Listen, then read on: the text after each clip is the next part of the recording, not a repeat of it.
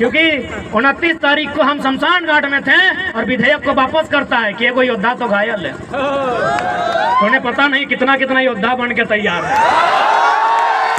उन्हें ये भी नहीं पता कि घायल शेर की सांसें उसकी दहाड़ से भी खतरनाक होती है। इसीलिए हमें परेशान ना किया जाए, हमारे हक अधिकार को हमने सामने रख दिया जाए।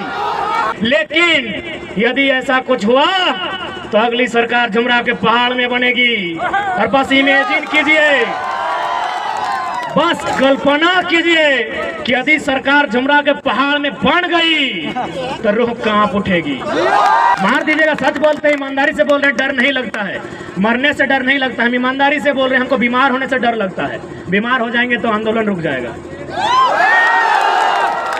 मर जाएंगे तो आंदोलन दुगना रफ्तार से चलेगा। क्योंकि भगत सिंह ने भी कहा था कि मुझे फांसी ना दी जाए, भगत सिंह ने भी कहा था मुझे फांसी ना दी जाए, बल्कि मुझे किसी चौराहे पे खड़ा कर दिया जाए और गोलियों से भून दिया जाए। क्यों कहा था ऐसा पता है? ताकि मेरे बदन पर चलने वाली एक एक गोली को, मेरे शरीर से बहने वाले एक एक लहू के कतरे को देखकर नौजवानों में उबाल आए। इसलिए उन्होंने कहा था हमको फांसी नहीं दिया जाए, बंद कमरे में फांसी ना दिया जाए, यदि हम गुनहगार हैं तो बीच चौराहे में खड़ा कर दिया जाए और गोलियों से भून दिया जाए। आप सभी वही कहेंगे।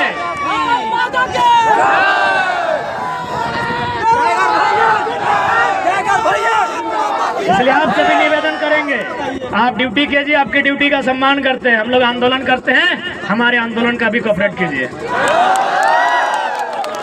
तो कुछ नहीं मिलेगा, पैसा बटुआ में नहीं रखे हैं भैया। जितने भी पुलिस के भैया लोग आए सब तो बड़े हैं दादा साहब, पैसा बटुआ में नहीं रखे हैं, पैसे एसबीआई में रखे हैं। किसका होने वाला है पता है ना? वही तो लड़ाई लड़ रहे हैं, छात्रों के लिए लड़ाई लड़ रहे हैं, किसानों की बात कर रहे हैं, काहे डिस्टर्ब कर रहे हैं? खैर डिस्टर्ब नहीं होंगे, डिस्टर्ब नहीं होंगे। यहाँ तो माननीय कोर्रा थाना के प्रभारी फोन किए थे, सिंदरी में 12 गो थाना का पुलिस खड़ी थी।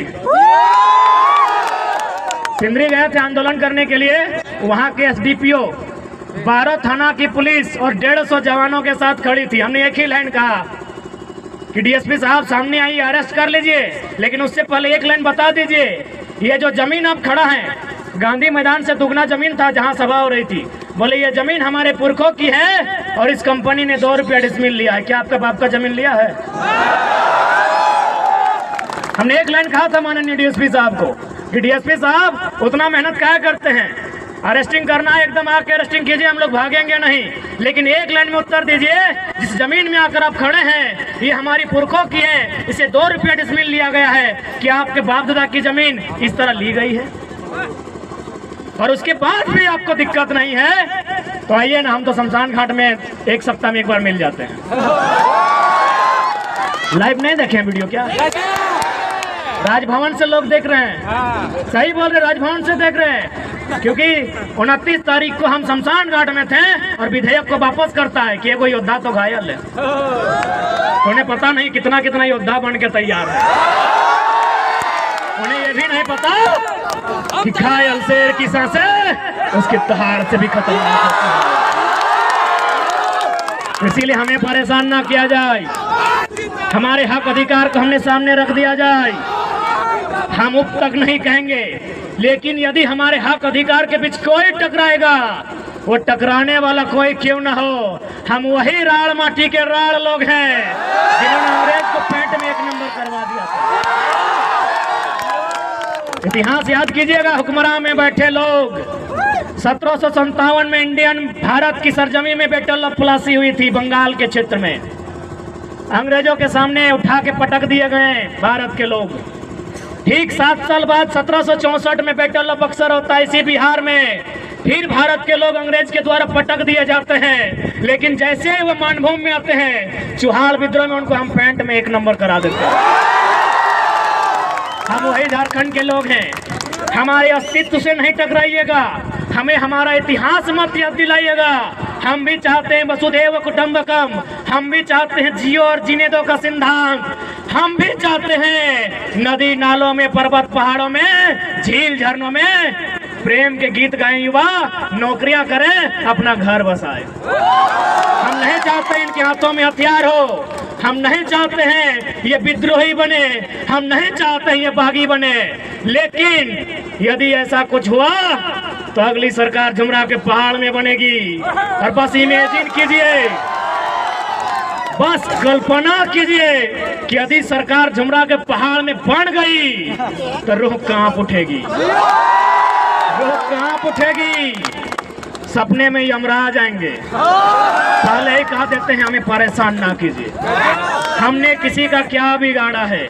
हमने अपने जीवन का 5 साल, 10 साल, 15 साल इन लॉजों में दिया है। अरे भाइयों की तो छोड़िए, हमारी बहनें, हमारे गांव की लड़कियां, वे भी अपने भाइयों के कंधे से कंधा मिलाकर अपने गांव की पगडंडियों को छोड़कर आई हैं बाप का सहारा बनने के लिए।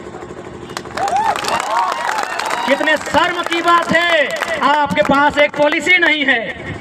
यही एक केरल राज्य है, अगर आप उस राज्य में चले जाएं, उस राज्य के आंकड़े को उठाएं तो आपको मिलेगा कि वहां की बहन यदि घर का त्याग करती है, वहां की बहन यदि घर छोड़कर बाहर जाती है, या तो मास्टरनी बनती है या तो डॉक्टरनी बनती है।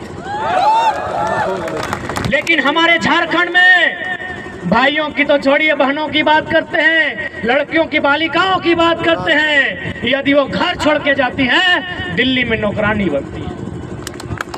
ये हम नहीं कह रहे हैं, ये आंकड़े कह रहे हैं। 7500 की 75,000 हम कंफर्म नहीं हो पा रहे हैं क्योंकि थोड़ा मेंटल डिस्टर्ब है। अगर 7500 ही है तो मान के देखिए, हमारी 7500 बहनें दिल्ली में दाई का काम कर रही है। अभी उस राज्य में जहां कहीं कोयला, जहां कहीं सोना, जहां कहीं अभ्रक, कहीं यूरेनियम, कहीं तांबा, कहीं लोहा, उस राज्य में हमारी बहनें दिल्ली में नौकरानी का काम करती है। कितना शर्म की बात है राज्य सरकार के लिए, कितनी शर्म की बात है इन आईएएस के लिए, जिनको आईएएस नहीं गधा बोला जाए। आपके लिए एक पॉलिसी है, आपके पास एक पॉलिसी नहीं है। और भी तो राज्य हैं, नागपुर में एक आईएएस अधिकारी रहते हैं झारखंड के। अरे ऐसा मत सोचिए कि हम लोग बच्चा, यहाँ बच्चा है, छोटा बच्चा जान समझ के ना टकराना रे। बड़ा लोग भी हम लोग को टेलीफोन करता है। एक खनन अधिकारी है जो आईएएस हैं, रांची के हैं, उनका पोस्टिंग है नागपुर में। उन्होंने हमें टेलीग्राम में एगो लेटर भेजा, उसमें शायद एनसीएल या कोई कंपनी